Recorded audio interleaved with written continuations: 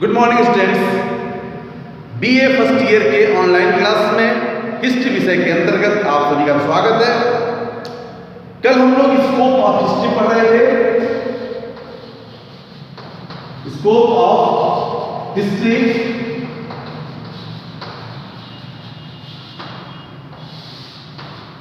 जिसमें हमने आप लोगों को कई पॉइंट्स बताया था, जिसमें हम लोगों ने राजनीतिक इतिहास, संवैधानिक इतिहास, आर्थिक इतिहास और सामाजिक इतिहास और राजनयिक इतिहास, इस पॉइंट्स पे हम लोगों ने कल चर्चा किया था। आज हम लोग नेक्स्ट पॉइंट के बारे में अध्ययन करेंगे, नेक्स्ट पॉइंट पे चर्चा करेंगे, जिसमें अगला है अब सांस्कृतिक इतिहास।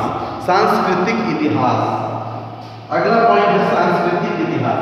सांस्कृतिक इतिहास, कल्चरल हिस्ट्री, सांस्कृतिक इतिहास। हम सांस्कृतिक इतिहास के अंतर्गत, हम इतिहास विषय के अंतर्गत सांस्कृतिक इतिहास का भी अध्ययन करते हैं, विभिन्न प्रकार के संस्कृतियों का भी अध्ययन करते हैं।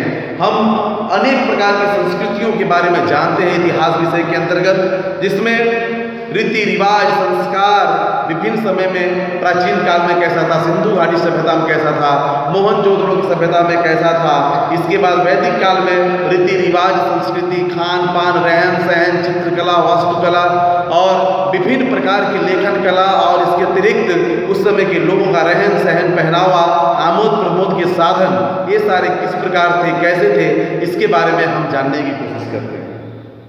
इतिहास विषय के जो क्षेत्र है, इतिहास विषय के अंतर्गत विभिन्न प्रकार के संस्कृतियों के बारे में जानते हैं, जिसमें वैदिक काल से पूरा पाषाण काल से लेकर के आदि मानव की जिंदगी से लेकर के आज तक की संस्कृति, ये कह सकते हैं कि भारत की आज़ादी के बाद के लोगों की संस्कृति कैसी है, लोगों का सोच कैसा है, इसके बारे में भी हम अध्ययन इसके अंतर्गत करते हैं। तो ये है आपका सांस्कृतिक इतिहास। और अगला है धार्मिक इतिहास। धार्मिक इतिहास के अंतर्गत हम विभिन्न धर्मों के बारे में भी अपने इतिहास के अंतर्गत पढ़ते हैं। हिंदू धर्म, जैन धर्म, बौद्ध धर्म, उन धर्मों की उत्पत्ति कैसे हुई, ईसाई धर्म, सिख धर्म, इन धर्मों की उत्पत्ति कैसे हुई,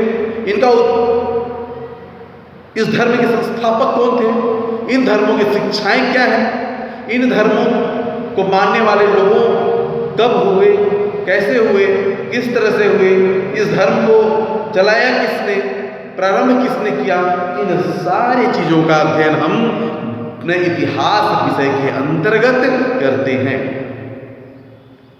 इसलिए इतिहास में धार्मिक पक्ष का भी अध्ययन किया जाता है, और इसलिए बहुत सारे धर्मों का अध्ययन करते हैं, इसलिए इतिहास में धार्मिक अध्ययन भी होता है। अगला औपनिवेशिक इतिहास। औपनिवेशिक इतिहास में उपनिवेश होता है, मतलब किस तरह से विभिन्न यूरोपीय देशों ने अपना उपनिवेश किस तरह से बसाया, दूसरे देशों में जाकर के, पूर्वी क्षेत्रों में जाकर के, उत्तर क्षेत्रों में जाकर के, भारत में, पाकिस्तान में, चीन में, अमेरिका में किस तरह से अपना उपनिवेश उन्होंने बसाया, किस तरह से वे यहाँ पर आके साम्राज्य विस्तार की नीति से प्रेरित होकर के कैसे उपनिवेश को बढ़ावा दिया इन लोगों ने, इन सभी चीज़ों के बारे में हम अध्ययन करते हैं। औद्योगिक क्रांति के पश्चात यूरोप में एक शक्तिशाली राष्ट्र का उत्पन्न हुआ, जिसमें इंग्लैंड, फ्रांस, जर्मनी, इन देशों में मैंने बताया था कि इन देशों में होड़ मच गई अपने अपने उपनिवेश को बढ़ाने की। भारत भी उपनिवेश रहा, आप जानते हैं भारत किस देश का उपनिवेश था, आप बताइए, आप सोचिए, समझिए और कमेंट कीजिए। वीडियो आप लोग देखते हैं, कमेंट नहीं करना, कमेंट नहीं कीजिए। तो किसका उपनिवेश था भारत में उपनिवेश था अंग्रेजों का। प्रयास बहुत लोगों का था, डच आए, फ्रांसीसी आए, पुर्तगाली आए भारत में, लेकिन अंतिम में अधिकार किसका हुआ, अंग्रेजों का, और अंग्रेजों ने अपना उपनिवेश बनाया। तो ये उपनिवेशों की कहानी, उपनिवेशों का इतिहास हम पढ़ते हैं। अगला संसदीय इतिहास। लंदन विश्वविद्यालय के शोध में डॉक्टर जे टाइनबी ने इन इतिहासकारों की कटु आलोचना की है, जिन लोगों ने राष्ट्रीयता की भावना से प्रेरित होकर राज्य की संप्रभुता के सिद्धांतों का समर्थन किया है, जैसे फांसीवाद, साम्यवाद आदि का। अगला है सैनिक इतिहास। हम विभिन्न प्रकार के सैनिक इतिहास के बारे में अध्ययन करते हैं। नेपोलियन बोनापार्ट, हिटलर, मुसोलिनी, सब क्या थे? सैनिक थे, सेनापति थे। इन लोगों ने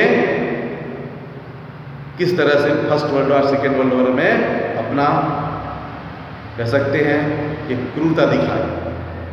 इसके अतिरिक्त अपने देश की जल सेना, थल सेना, वायु सेना, विदेशों की जल सेना, थल सेना, वायु सेना की स्थितियाँ कैसी हैं, इस सभी चीज़ों के बारे में विभिन्न समय में कैसे कैसे बदली, किस तरह से बदली, किस तरह से फर्स्ट वर्ल्ड वॉर में किस तरह से सेनाओं ने किस तरह से अपना पराक्रम दिखाया, अस्त्र का किस तरह से प्रयोग किया, इन सारे चीज़ों का हम अर्थशास्त्र में, इतिहास में अध्ययन करते हैं।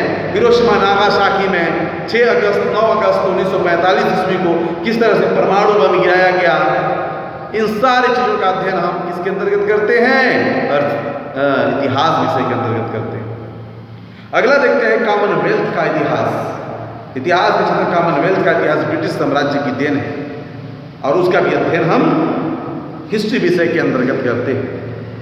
अतः इतिहास में अगला विचारों का इतिहास, बहुत सारे विद्वानों के विचारों का, स्वामी दयानंद सरस्वती, स्वामी विवेकानंद, स्वामी राधा राम मोहन राय, कॉलिंगवुड, बहुत सारे विद्वानों के जीवनी को पढ़ते हैं, उनके विचारों को पढ़ते हैं, उनके आदर्शों को पढ़ते हैं। इस तरह से हम देखते हैं कि आज हम लोगों ने इतिहास विषय के विषय क्षेत्र को देखा।